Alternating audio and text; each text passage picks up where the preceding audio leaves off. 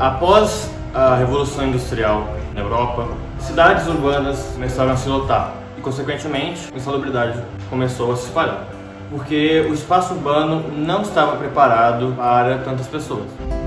Então foi assim que começaram a procurar o planejamento urbano, seja para impedir o crescimento desordenado e caótico das cidades ou para garantir moradia e serviços públicos a todos. O que consideramos, o que chamamos de planejamento urbano se deu necessário. Conceitualizamos o planejamento urbano como o estudo das cidades, reconhecendo-as como dinâmicas, procurar soluções para melhorar a qualidade de vida nas cidades e também bem-estar coletivo. A maioria das cidades brasileiras, dos centros urbanos, não foram planejados.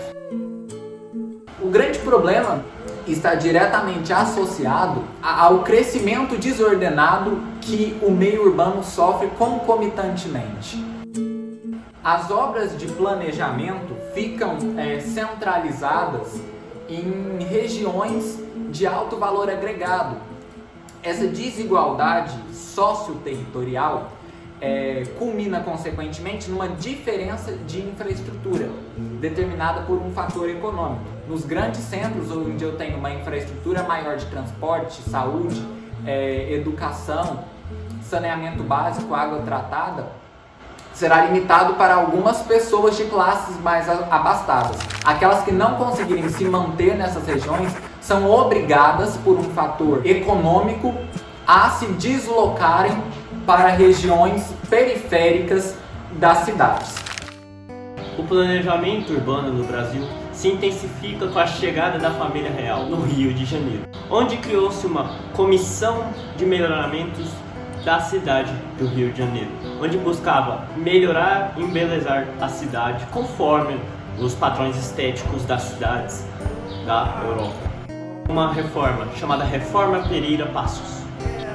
No entanto, essa reforma gerou repercussões negativas entre o meio social em que se estabeleceram. Muitas pessoas foram expulsas de suas casas e acabaram tendo que se estabelecer em regiões onde poderiam viver em paz. Muitas dessas pessoas escolheram os morros. Por causa dessa divisão de pessoas pobres subindo os morros do Rio de Janeiro e a construção de estruturas magníficas na cidade, criou-se então uma certa distinção social. A ideia de uma classe superior, dos ricos que moravam na cidade e dos pobres que moravam na favela.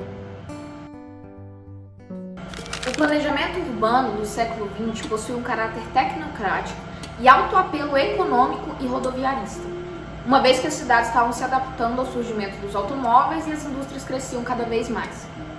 Durante esse período ocorreu o surgimento de importantes conceitos, como de superplanos, plano diretor e plano integrado de uma cidade. Durante o governo Vargas, entre 1930 e 1945, havia produção direta e financiamento do governo da moradia urbana. Além disso, havia regulamentação do crescimento urbano por meio da criação da legislação urbanística. No governo Juscelino Kubitschek, a transferência da capital foi um projeto aprovado pelo Congresso em 1956. Depois da aprovação do projeto, foi criada a Nova Cap, que é a Companhia Urbanizadora Nova Capital. A cidade foi planejada para ser moderna, ter uma visualidade monumental. Apesar de todo o planejamento de Brasília, a cidade possui vários problemas urbanos que não puderam ser evitados pelo planejamento. Durante o período da ditadura militar, o planejamento urbano é elevado à condição de prioridade nas políticas governamentais.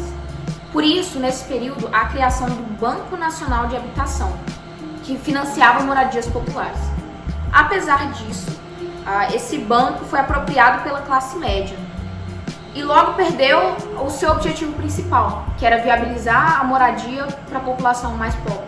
Por isso, a população pobre continuou ocupando espaços periféricos, esgarçando o crescimento urbano e tornando dispendiosa a implantação de infraestrutura na cidade. Assim, a partir do final do século XX, discutir o planejamento urbano é uma questão não só técnica, mas também política, e deve-se levar em consideração a história e a realidade da cidade. Alguns exemplos de cidades planejadas são Amsterdã, na Holanda, Las Vegas, nos Estados Unidos e Chengdu, na China. As cidades naturais, ou seja, que não possuem planejamento, geralmente têm as ruas mais estreitas e são menos bem divididas do que as que possuem planejamento. Mas não confunda isso com cidades feias e nem economicamente atrasadas. Alguns exemplos de cidades que são mundialmente conhecidas e muito importantes na economia global são São Paulo, Rio de Janeiro, Nova York e Tóquio. E elas não são planejadas. Com isso, podemos concluir que o conjunto de políticas adequadas para a qualidade de vida é tão importante quanto o planejamento urbano para o bom desenvolvimento de uma cidade, visto que moradia, emprego, acessibilidade e segurança são as maiores preocupações da população atualmente.